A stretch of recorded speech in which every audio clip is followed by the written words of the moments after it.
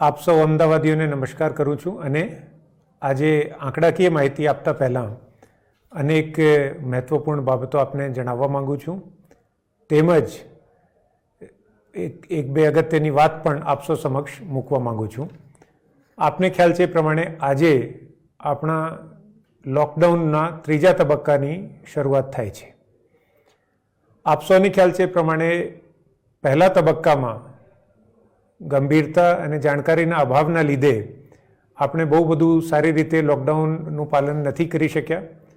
જ્યારે બીજા તબક્કાનું જે લોકડાઉન હતું એમાં જેમ જેમ લોકોને આ બાબત અંગેની ગંભીરતાનું ખ્યાલ આવ્યું, વધુ જાણકારી મળી અને વધુ લોકોએ નિષ્ઠાપૂર્વક અનુશાસનબદ્ધ રીતે કામ કરતા થયા અને 90%થી વધુ નાગરિકોનો આપણને સાથ સહકાર બીજા તબક્કામાં મળ્યો. હવે આપણા માટે આ ત્રીજો તબક્કો છે અને આપણે બધા જ ઈચ્છીએ કે આ લોકડાઉનનો છેલ્લો તબક્કો બને અને એના માટે જરૂરી છે કે પહેલા તબક્કામાં અને બીજા તબક્કામાં આપણે જે રીતનું લોકડાઉનનું પાલન કર્યું એના કરતાં અનેક ગણા સારી રીતે 100% શિસ્તબદ્ધ રીતે 100% મક્કમતા સાથે આપણે આ વખતે લોકડાઉનના નિયમનું પાલન કરીશું. બીજા તબક્કામાં જે લોકડાઉનનું આપણે 90%થી વધુ વિસ્તારમાં સારી રીતે પાલન થયું એનો ચોક્કસપણે લાભ આપણને મળ્યો. આપને ખ્યાલ હશે અઠવાડિયા 10 દિવસ અગાઉ મેં આપને કેસ ડબલિંગ રેટની, એક્ટિવ કેસીસમાં વૃદ્ધિ દરની આ બધી જ બાબતો આપની સમક્ષ મેં રજૂ કરી હતી. આપને એ પણ ખ્યાલ હશે કે 15થી 20 એપ્રિલની વચ્ચે આપણે ત્યાં દર ત્રીજા કે ચોથા દિવસે કેસ ડબલ થઈ રહ્યા હતા, જે 27મી 28મી તારીખ સુધી ડબલિંગ રેટ આપણો ઘટીને 8 દિવસનો થઈ ગયો હતો અને આપણે એક લક્ષ્યાંક રાખ્યું હતું કે જ્યાં સુધી 3જી મેનું બીજો તબક્કો લોકડાઉનનું પૂરું થાય ત્યાં સુધીમાં આપણે હજુ કેસ ડબલિંગ રેટ ઘટાડીને 10થી 12 દિવસનો કરીએ. હવે આપને જણાવતા મને આનંદ થાય છે કે હવે આપણા અમદાવાદ શહેરમાં એક્ટિવ કેસ એટલે જેટલા કેસ સારવાર હેઠળ છે એની કુલ સંખ્યામાં જે દરરોજ વૃદ્ધિ થાય છે એટલે જે વધારો થાય છે એ શરૂઆતના તબક્કે 30 કે 40% જેટલો એક વખત થઈ ગયો હતો, એ ઘટીને છેલ્લા 10 દિવસથી સતત 10%ની નીચે છે, પછી 8%ની નીચે આવ્યો અને છેલ્લા 2 દિવસથી એટલે ગઈકાલ અને આજ છેલ્લા 2 દિવસથી એક્ટિવ કેસનો વૃદ્ધિ દર આપણું 6%થી ઘટીને ઓછું થઈ ગયું છે અને એના લીધે આપણા શહેરનું કેસ ડબલિંગ રેટ હવે 12 દિવસનું થઈ ગયું છે. હવે આપણા માટે ખૂબ જ જરૂરી છે કે ત્રીજો તબક્કો લોકડાઉનનું પૂર્ણ થાય ત્યાં સુધીમાં આ વૃદ્ધિ દરને આપણે ઘટાડીને 0% ઉપર લઈ જઈએ, એટલે કોઈ પણ વૃદ્ધિ થતી બંધ થાય, પીક આપણી મે મહિનાના એન્ડ સુધીમાં આવી જાય અને આપણે સંપૂર્ણ નિયંત્રણ આ રોગ ઉપર મેળવી લઈએ. આપ સૌને ખ્યાલ છે એ પ્રમાણે અમુક લોકો જે નિષ્ણાતો છે એમને આ બાબતનું સારી રીતે ખ્યાલ છે કે કોરોનામાં સૌથી મોટી તકલીફ એ થાય છે કે એક જ સાથે કેસોની સંખ્યામાં જો ઘરકમ વધારો થઈ જાય તો આરોગ્ય તંત્ર એને પહોંચી ના વળી શકે. એવી પરિસ્થિતિનું નિર્માણ ના થાય એના માટે આપણે સૌએ મળીને ઇન્ફેક્શન રેટને કંટ્રોલ કરવાનું હોય છે. છેલ્લા 10 દિવસથી આપણે ઇન્ફેક્શન રેટને કંટ્રોલ કરીને સંપૂર્ણ નિયંત્રણમાં લઈ આવ્યા છે. આપને એ પણ ખ્યાલ હશે 18મી એપ્રિલના રોજ અમદાવાદ શહેરમાં એક જ દિવસમાં આશરે 250 જેટલા કેસ હતા. જો 4 દિવસનો ડબલિંગ રેટ હોત તો અત્યાર સુધી રોજના 2000 કેસ થયા હોત. જો 8 દિવસનો પણ ડબલિંગ રેટ હોય તો પણ અત્યાર સુધી રોજના 1000 કેસ આવી શકતા હતા, પરંતુ અત્યારે પણ આપણે ત્યાં રોજના લગભગ કેસ સ્ટેબિલાઇઝ થઈ રહ્યા છે. આવનાર સમયમાં જે પણ પરિસ્થિતિ આવશે એને પહોંચી વળવા માટે આપણું આરોગ્ય તંત્ર હવે સ્પષ્ટ રીતે જેટલા પણ કેસ આવી રહ્યા છે એને આપણે સરળતાથી એડમિશન આપી રહ્યા છે, ટ્રીટ કરી રહ્યા છે અને સારામાં સારા સમાચાર છે કે બહુ મોટી સંખ્યામાં લોકો સાજા થઈને ડિસ્ચાર્જ મેળવીને પોતાના ઘરે જઈ રહ્યા છે. બીજી બાબત, જે કોટ વિસ્તારમાં જે છેલ્લા 3 દિવસથી અમે પ્રાઇવેટ હોસ્પિટલો, ટ્રસ્ટ સંચાલિત હોસ્પિટલો, પ્રાઇવેટ ડૉક્ટરો સાથે જે સંપર્ક સ્થાપિત કર્યું છે એના લીધે અત્યાર સુધી લોખંડવાલા હોસ્પિટલ, પછી અલ અમીન ગરીબ નવાઝ હોસ્પિટલ, આ 2 હોસ્પિટલ આપણે શરૂ કરી શક્યા. આ સિવાય છીપા કમ્યુનિટી સેન્ટર ખાતે કોવિડ કેર સેન્ટર એ પણ આપણું રાતોરાત સંપૂર્ણપણે શરૂ થઈ ગયું છે. હવે છેલ્લા 2 દિવસની મહેનતના લીધે છીપા વેલફેર હોસ્પિટલ ખાતે જનરલ હોસ્પિટલની સેવાઓ ચલાવવામાં આવે અને બીજા બધા રોગના દર્દીઓને ત્યાં જ સારવાર મળી રહે એ પ્રકારની વ્યવસ્થા આપણે ઊભી કરી છે. અને જમાલપુર 4 રસ્તા પાસે એક ટ્રસ્ટ સંચાલિત શિફા હોસ્પિટલ આવેલી છે. એને આપણે એક વધારાની હોસ્પિટલ તરીકે 40 બેડની કોરોના હેલ્થ સેન્ટર તરીકે આપણે એને મંજૂરી આપી છે અને આજે સાંજથી ત્યાં પણ કામગીરી શરૂ થઈ જશે. આ સિવાય કોટ વિસ્તારમાં અને એની આજુબાજુ આવેલા 10 જેટલા અર્બન હેલ્થ સેન્ટર ઉપર વધારાના ડોક્ટર્સ મૂકીને સવારના 9 વાગ્યાથી સાંજના 6 વાગ્યા સુધી સતત ત્યાંના નાગરિકોને આરોગ્ય વિષયક સેવાઓ મળી રહે અને એમને કોઈ પણ તકલીફ હોય તો ત્યાંથી જ ઘરની નજીકથી જ દવાઓ મળી રહે એ પ્રકારની પણ વ્યવસ્થા ગોઠવી દેવામાં આવેલી છે અને છેલ્લા અનેક દિવસથી સુચારુ રીતે ચાલી રહી છે. આ સિવાય એક અગત્યનો નિર્ણય કરીને જમાલપુર વોર્ડમાં જેટલી પ્રાઇવેટ હોસ્પિટલ આવેલી છે, જેટલા પ્રાઇવેટ ક્લિનિક આવેલા છે એ બધાને તો શરૂ કરાવવામાં આવી જ રહ્યા છે. અર્બન હેલ્થ સેન્ટર પણ આપણા કાર્યરત છે, પરંતુ આ સિવાય 6 જેટલી જગ્યા ઉપર જમાલપુર વોર્ડમાં ફીવર ક્લિનિક ખાસ આપણી ટેમ્પરરી એક વ્યવસ્થાઓ ઊભી કરીને શરૂ કરવામાં આવશે અને આ 6 જગ્યાની વિગત આ પ્રમાણે છે. મહાજનનો વંડો, કાજીના ઢાબા, જમાલપુર પગથિયા પાસે, વસંત રજબ પોલીસ ચોકી પાસે, જમાલપુર યુએચસી ખાતે વધારાની વ્યવસ્થા અને છીપા વેલફેર હોસ્પિટલની નીચે એએમસીની એક સ્પેશિયલ ક્લિનિક શરૂ કરવામાં આવશે. આમ જમાલપુર એક જ વાર્ડમાં વધારાની 6 જગ્યા ઉપર ફીવર ક્લિનિક શરૂ કરાશે, જેથી કરીને મોટાભાગના લોકોને એમના ઘરથી એકદમ નજીકમાં આરોગ્ય વિષયક સેવાઓ મળી રહે. આ સિવાય 12 જેટલા પ્રાઇવેટ ડોક્ટર જમાલપુરમાં સેવાઓ આપવા માટે તૈયાર થઈ ગયા. એમની સાથે આપણી મિટિંગો થઈ ગઈ અને ગઈકાલથી એમને એમની ક્લિનિક પણ શરૂ કરી દીધી અને એમને PPE kit, mask, hand sanitiser અને તમામ જાતની દવાઓ એએમસી દ્વારા પૂરી પાડવામાં આવેલી છે, જેના લીધે આ લોકો પોતપોતાના ક્લિનિક ઉપરથી સેવાઓ આપી શકશે અને આરોગ્ય વિષયક સેવાઓનો વ્યાપમાં હજુ વધારો થઈ શકશે. પછી એક ખૂબ જ મહત્વપૂર્ણ નિર્ણય જે અત્યાર સુધી આપને મેં વારંવાર કીધું છે કે સુપર સ્પ્રેડર્સ તરીકે જે ખાસ કરીને શાકભાજીના ફેરિયાઓ છે એમના ઉપર આપણે ખાસ ધ્યાન આવે છેલ્લા 15 દિવસથી જે કેન્દ્રિત કર્યું છે એના ખૂબ સારા પરિણામ આપણને મળી રહ્યા છે. 21 એપ્રિલથી અત્યાર સુધીમાં આપણે 11,651 જેટલા સુપર સ્પ્રેડર્સની સ્ક્રીનિંગ કરી છે. એમાંથી 2,714 જેટલા લોકોના સેમ્પલ લીધા અને એમાંથી 222 જેટલા લોકો પોઝિટિવ જણાતા એને આપણે આઇસોલેટ કરી દીધા. પછી બીજા તબક્કામાં આપણે માસ્ક અને હેન્ડ સેનિટાઈઝર આપવાનો નિર્ણય કર્યું. એમાં અત્યાર સુધી 30,900થી વધુ માસ્કનું વિતરણ છેલ્લા 2-3 દિવસમાં થઈ ચૂક્યું છે. 4,600થી વધુ હેન્ડ સેનિટાઈઝરનું વિતરણ થઈ ગયું છે અને આજે આ જે સ્ટ્રેટેજી છે આપણી સુપર સ્પ્રેડર્સને ખાસ કરીને શાકભાજીના લારી ચલાવનાર લોકોને ખાસ ધ્યાન કેન્દ્રિત કરવાનું અને એના લીધે આપણને જે કેસ મળી રહ્યા છે અને એમાં જે આપણને સફળતા મળી રહી છે એને હજુ એક કડી આગળ વધારતા પહેલા પાર્ટમાં આપણે સ્ક્રીનિંગ, સેમ્પલ કલેક્શન, ટેસ્ટિંગ અને આઇસોલેશન આટલું કર્યું. બીજા તબક્કામાં આપણે બધા જ લોકોને માસ્ક મફતમાં આપ્યા, હેન્ડ સેનિટાઈઝર મફતમાં આપ્યા અને એસ્ટેટ વિભાગ દ્વારા માસ્ક ના પહેરનાર લોકોને દંડનીય કાર્યવાહી કરવામાં આવી. અત્યાર સુધી 9 લાખ રૂપિયાનો દંડ જુદા જુદા ફેરિયાઓ, વેપારીઓ, કરિયાણાની દુકાનના માલિકો, દૂધના વિક્રેતાઓ આ બધાને આપણે છેલ્લા 3 દિવસમાં 9 લાખ રૂપિયાનું દંડ કર્યું છે. એટલે આપણી એન્ફોર્સમેન્ટની કામગીરી સારી રીતે ચાલી રહી છે. આ બાબતમાં સ્ક્રીનિંગ, ટેસ્ટિંગ, સેમ્પલિંગ, આઇસોલેશનની કામગીરી ચાલી રહી છે અને ફેસિલિટેશનમાં માસ્ક આપવાનું અને સેનિટાઈઝર આપવાની કામગીરી ચાલી રહી છે. આ બાબતને વધુ સુદૃઢ બનાવવા માટે આજે એક ખૂબ મહત્વપૂર્ણ નિર્ણય એવો કર્યો છે કે આજથી તમામ ફેરિયાઓને સ્ક્રીનિંગ કરીને એક કાર્ડ આપવામાં આવશે સ્પેશિયલ અને જેમાં એમને જે સ્ક્રીનિંગ કરી છે એનાથી 7 દિવસ સુધી આ કાર્ડ વેલિડ રહેશે. 7 દિવસ પછી એમને ફરી અમારે ત્યાં આવીને સ્ક્રીનિંગ કરાવવું પડશે. એસ્ટેટ ડિપાર્ટમેન્ટને આ જવાબદારી સોંપવામાં આવી છે કે આવતીકાલથી જેની પાસે કાર્ડ ના હોય એમને વેપાર ના કરવા દેવામાં આવે. એટલે તમામ જે ફેરિયાઓ છે એમને હું વિનંતી કરીશ કે જે વ્યવસ્થા કરવામાં આવી છે એમાં પોતાની સ્ક્રીનિંગ કરાવીને આ કાર્ડ મેળવે અને પોતાની પાસે રાખે. આનો ફાયદો આ થવાનો છે કે જેટલા પણ ફેરિયાઓ છે જે વિતરણમાં કે વેચાણમાં કામગીરીમાં સંકળાયેલા છે નાગરિકો એ સુનિશ્ચિત કરી શકશે કે એમની સ્ક્રીનિંગ થઈ છે કે કેમ, એ સેફ છે કે કેમ. અને એની સાથોસાથ આજે એક બીજો નિર્ણય પણ કર્યો છે કે જ્યારે સ્ક્રીનિંગ માટે આવશે ત્યારે એને સ્ક્રીનિંગ કરીને એક સર્ટિફિકેટ કાર્ડ સ્વરૂપે આપવામાં આવશે. એની સાથોસાથ એને ફરી માસ્ક, સેનિટાઈઝર અને હવે એમાં હેન્ડ ગ્લવ્સનો ઉમેરો કરીને એ પણ વ્યવસ્થા ઊભી કરવામાં આવશે.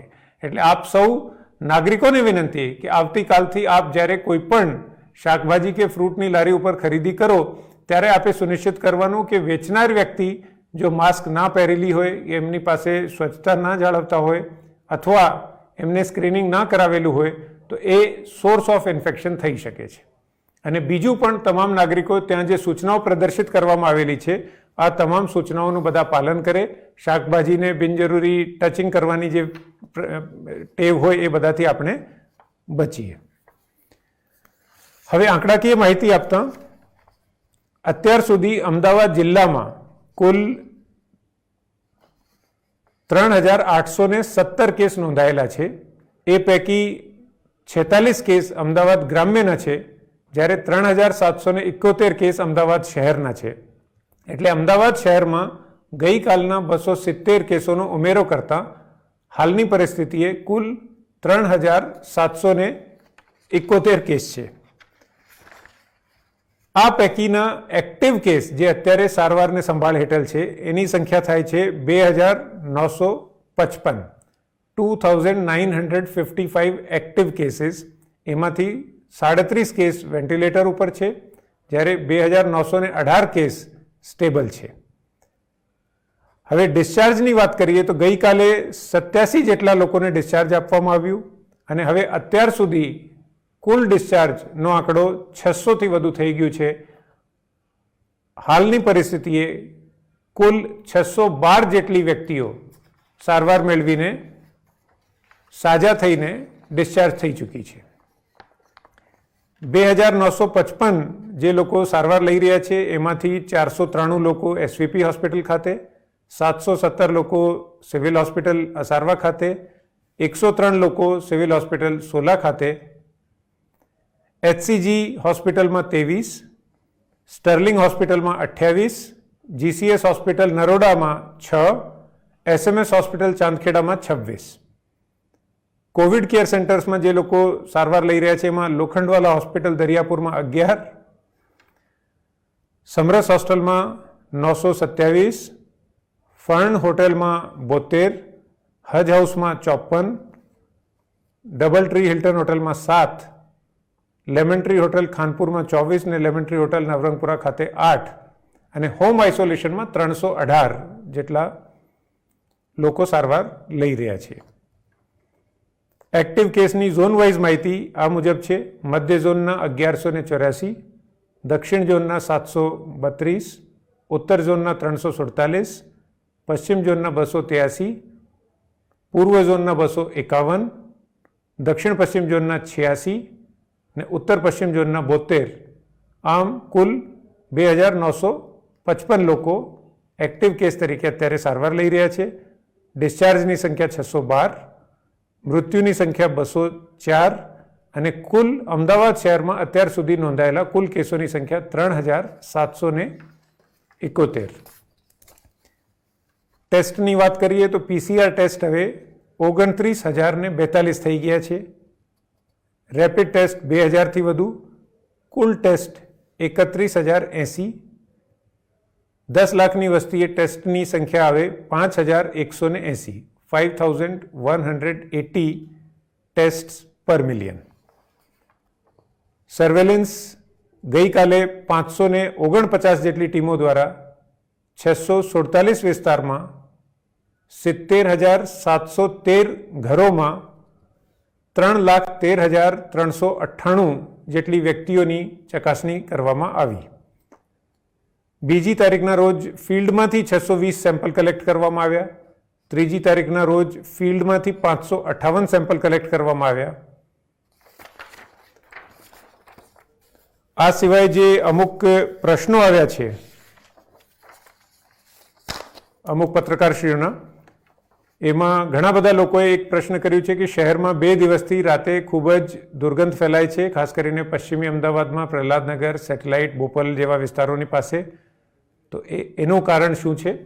તો આ અંગે સ્પષ્ટતા કરવાની કે 2 દિવસ અગાઉ મોડી રાત્રે આવી ફરિયાદ આવતા ફાયર બ્રિગેડના તમામ અધિકારીઓ અને કર્મચારીઓ ત્યાં આખી રાત રાઉન્ડ લીધો, સોર્સ એનું શોધવાનો પ્રયાસ કર્યો અને શહેરમાંથી કોઈ સોર્સ નહીં મળી આવતા એમને ગુજરાત પોલ્યુશન કંટ્રોલ બોર્ડનું સંપર્ક કર્યો. અને આજે મેં પણ ગુજરાત પોલ્યુશન કંટ્રોલ બોર્ડના વરિષ્ઠ અધિકારીશ્રીઓ સાથે ચર્ચા કરી અને એમનું પ્રાથમિક તારણ એ છે કે 2 દિવસ અગાઉ ખોડિયાર કન્ટેનર ડેપો ખાતે એક મોટી આગની ઘટના બનેલ અને એમાં અમુક કન્ટેનર જેમાં ફાર્માસ્યુટિકલ દવાઓ વગેરેનો જથ્થો હતો એ બધું એમાં નાશ પામ્યું અને આગ લાગી.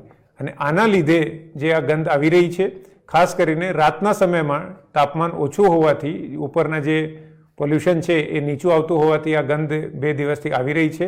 એમનું તારણ એવું છે કે 1-2 દિવસમાં આ સમસ્યા જે છે એ બંધ થઈ જશે એવું ગુજરાત પોલ્યુશન કંટ્રોલ બોર્ડના અધિકારીઓનું તારણ છે.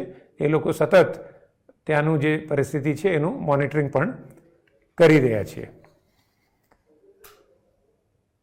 एक सवाल पूछा गया है, अहमदाबाद में सुपर स्प्रेडर्स को मॉनिटर करने के लिए क्या किया जा रहा है? तो इस बारे में जैसे मैंने अभी जानकारी दी, सुपर स्प्रेडर्स के ऊपर पिछले 15-20 दिनों से निरंतर हमारा फोकस बना हुआ है. जितने भी सुपर स्प्रेडर्स हैं, जिसमें जो सब्जियां बेचने वाले हैं, फल बेचने वाले हैं, किराना स्टोर वगैरह के मालिक हैं, जो एक व्यक्ति अनेक लोगों के संपर्क में आता है, उन सब की बड़े पैमाने पर स्क्रीनिंग टेस्टिंग की जा रही है. पिछले 15 दिनों में अब तक 11,651 लोगों को स्क्रीन किया गया है. उसमें से 2,714 लोगों के सैंपल लिए गए और उसमें से 222 लोगों को पॉजिटिव पाया गया और उनको टोटली आइसोलेट किया. इसके आगे जाते हुए अहमदाबाद महानगर पालिका ने ये निर्णय किया कि सभी सुपर स्प्रेडर्स, खास करके जो वेजिटेबल वेंडर्स हैं, उनको मुफ्त में मास्क हमारी तरफ से बांटे जा रहे हैं. अब तक 30,000 मास्क बांटे जा चुके हैं, 4,000 से ज़्यादा हैंड सैनिटाइजर बांटे जा चुके हैं. आज इस प्रक्रिया को आगे बढ़ाते हुए एक निर्णय हमने ऐसा किया है कि सुपर स्प्रेडर्स की जब भी चेकिंग की जाएगी उसके बाद उन्हें एक कार्ड दिया जाएगा जो 7 दिन के लिए वैलिड होगा. 7 दिन के बाद उनको फिर चेकिंग करानी होगी और कल से जिसके पास ऐसा कार्ड नहीं है वैसे वेंडर्स को कोई भी डिस्ट्रीब्यूशन या सेलिंग की परमिशन नहीं मिलेगी.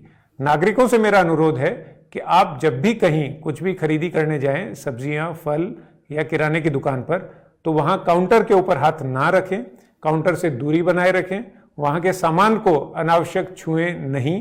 यदि दुकानदार जो है या फेरिया जो है वो मास्क नहीं पहना हुआ है तो ऐसी जगह से खरीदी ना करें. ये आपके लिए, आपके स्वास्थ्य के लिए काफ़ी चिंताजनक हो सकता है. आप यदि इस चीज़ का ध्यान रखेंगे तो सामने से सभी दुकानदार और सभी फेरी करने वाले लोग हैं वो भी उनको हमारी तरफ से जो फ्री मास्क दिए गए हैं, फ्री हैंड सैनिटाइजर और आज से हम फ्री ग्लव्स भी उनको देने जा रहे हैं, वो इन सब का उपयोग करने के लिए बाध्य हो जाएंगे. तो नागरिकों से मेरी विनंती है कि आप इसमें हमारा सहयोग करें.